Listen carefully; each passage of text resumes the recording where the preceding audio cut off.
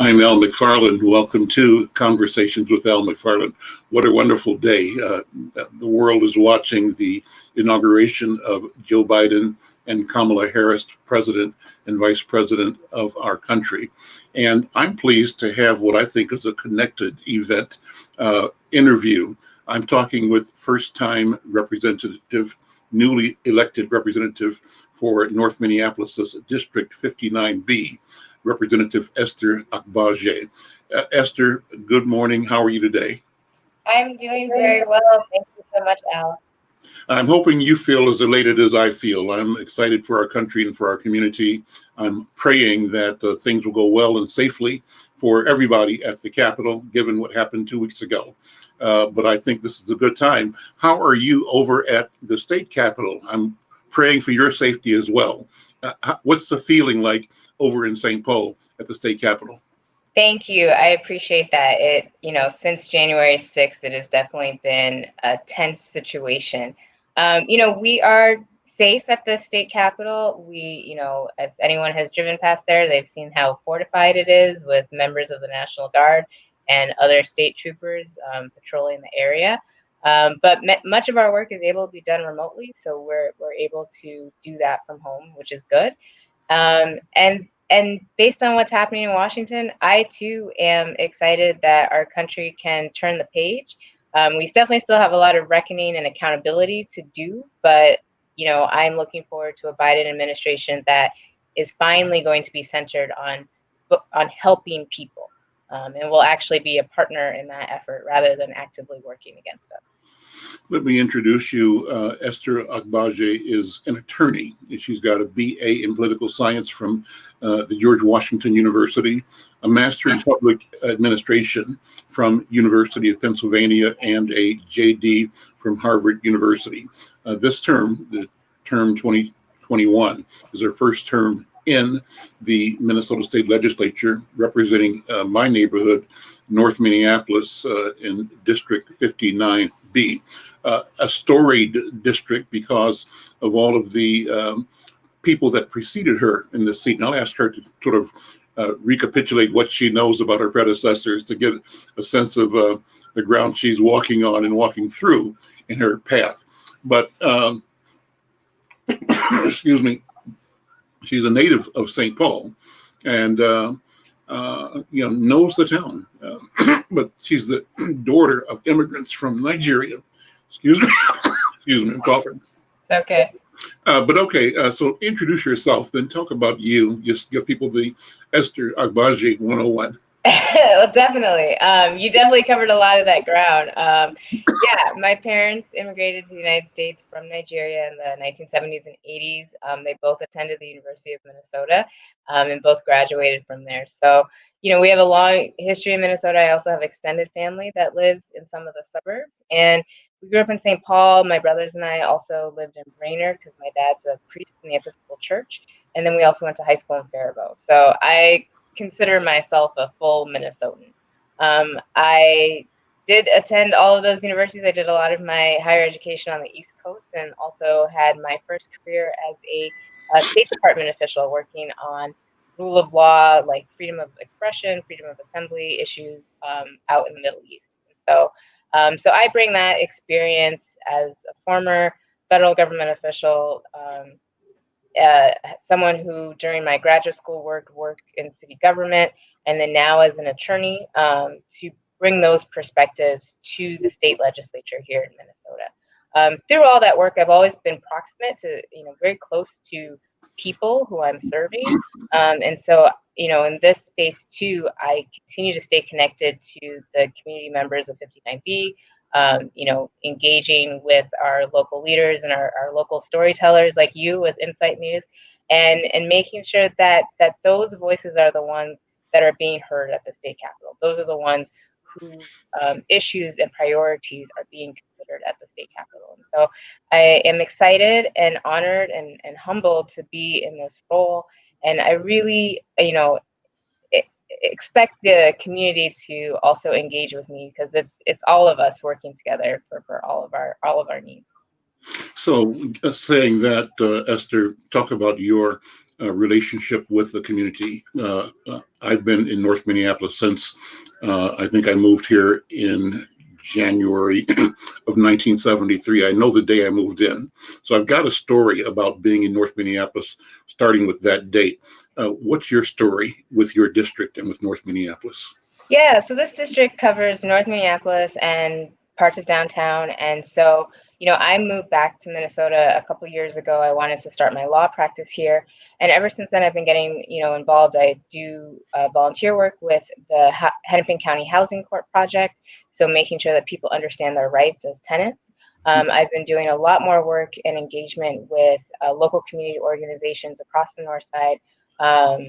Family of Trees, which has been doing a lot of great work in planting more trees across the North Side to help rebuild the tree canopy.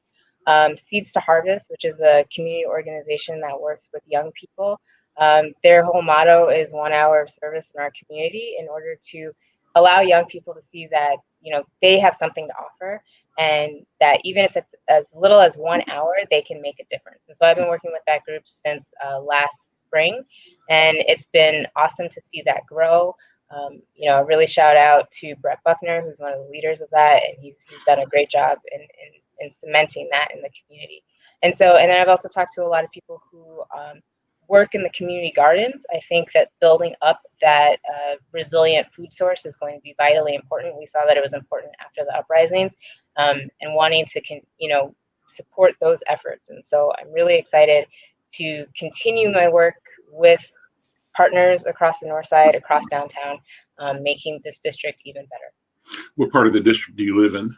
I currently live in downtown.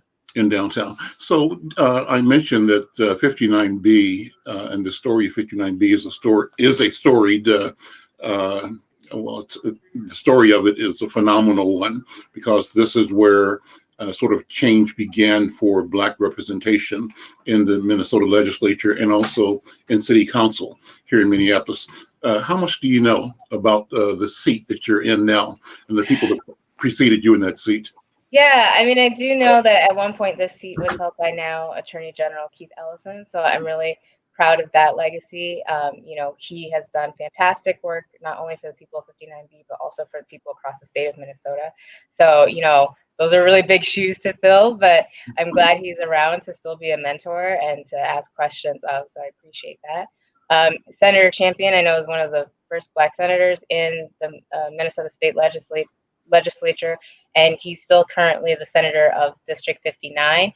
And so he has been wonderful to work with, and I appreciate his guidance and mentorship as well. And then I know that, a lot of this district, particularly with the city council seats, I think those have changed around a little bit depending on the lines, but there's been different Black leaders who've come out of there, from Don Samuels to now Jeremiah Ellison. So I think, it is a district that has, as you said, much history. Some of it I'm still learning, but a lot of it, I've gotten to know many of those leaders who are still around, and just looking forward to continuing to work with them. That's great. What are your priorities? So what assignments do you have, committee assignments, have you taken so far?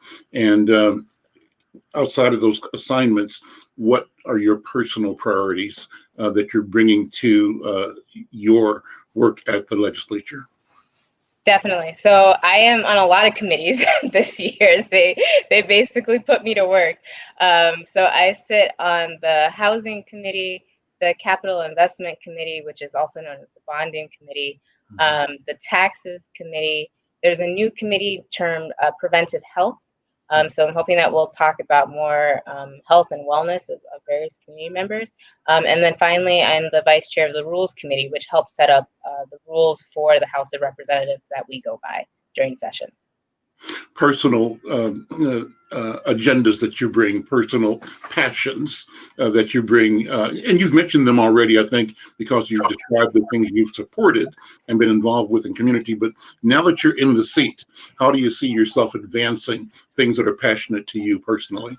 Well, I am actually really happy that I'm sitting on the Housing Committee, because that's been a major passion of mine. And I'm also really grateful for many of the members who are on that committee, because many of them are thinking along the same lines of making sure we're protecting renters, shoring up their rights in housing court, providing that rental assistance for when the eviction moratorium eventually ends. Those are all the things that have either been introduced already, and some of them I've signed on to, and that I'm also working on with people to introduce. So I look forward to more opportunities to show that we need to continue to invest in our housing, whether that's building up more affordable housing, investing in our public housing so that way it's a dignified place to live, and building more pathways to home ownership, particularly for people who are working, so that way they can own their own home. Another area that's really important to me is making sure, and which is why I'm glad I'm on the Capital Investment and Taxes Committee, is making sure that we're putting our resources to our values. So I really want to do the work of making sure that we're putting that money that's either in bonding or in taxes to make sure that those benefits are being received by many people in our Black and Brown communities, from our business owners, from our families, and to make sure that people have the healthcare, the resources, the living wage jobs that they need. And then finally, from an environmental perspective, a lot of people are really focused on 100% renewable energy, moving us towards cleaner renewable energy, clean jobs, and those are the things that I'm focused on as well. And so what I really want to see is more opportunities for clean energy jobs coming to the North Side in particular, and in this district, because we deserve it. I noticed in your notes that you are a sickle cell advocate. Talk about that, if that's a passion of yours. Yes. So when I was in DC, I was part of an organization, a local organization that helped advocate for patients and families who had members of their family who had sickle cell disease.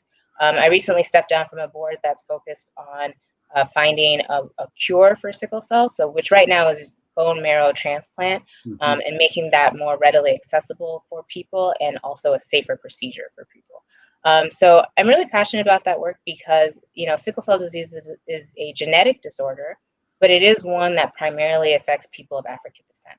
And so we do tend to see many people who either have the disease or have the trait within African American communities.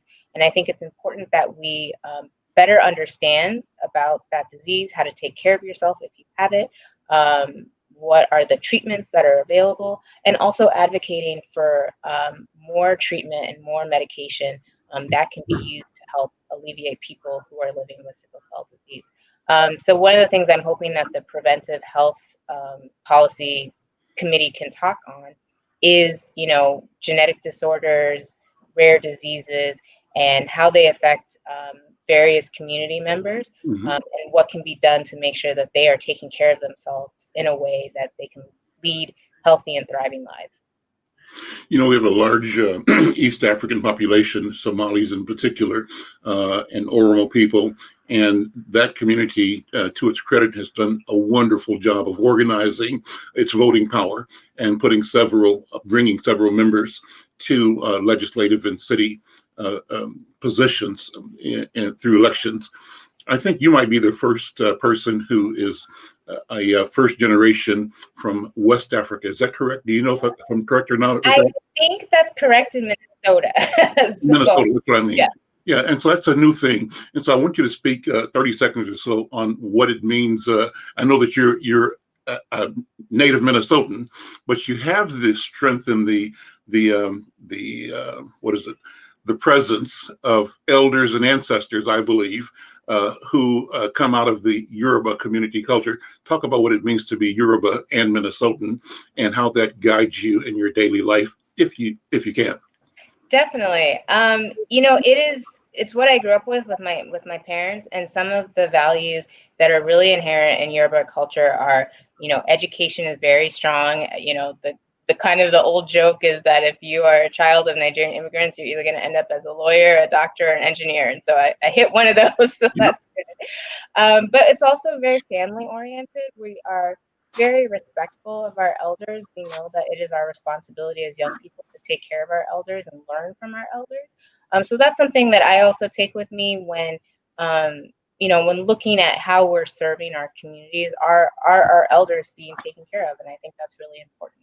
Other things that are also important is making sure that we, a lot of Yoruba culture is about kind of the collective, and making sure that everyone is okay, and making sure that everyone has their needs met.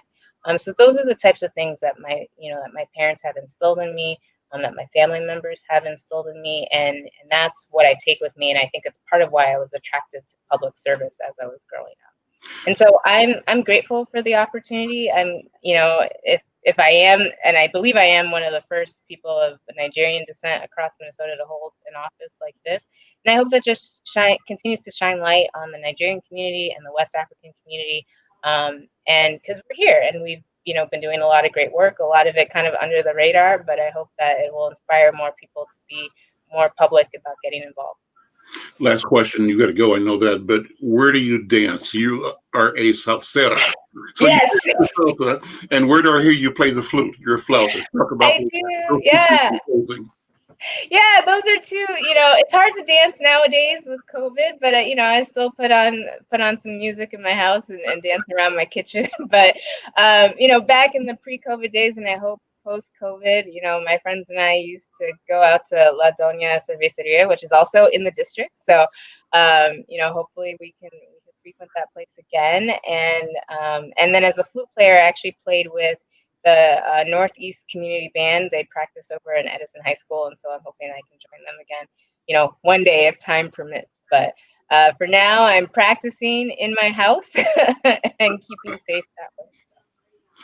Representative Esther Agbaje, representing District 59B, North Minneapolis and downtown. Thank you for spending time with us here today on Conversations with Al McFarlane.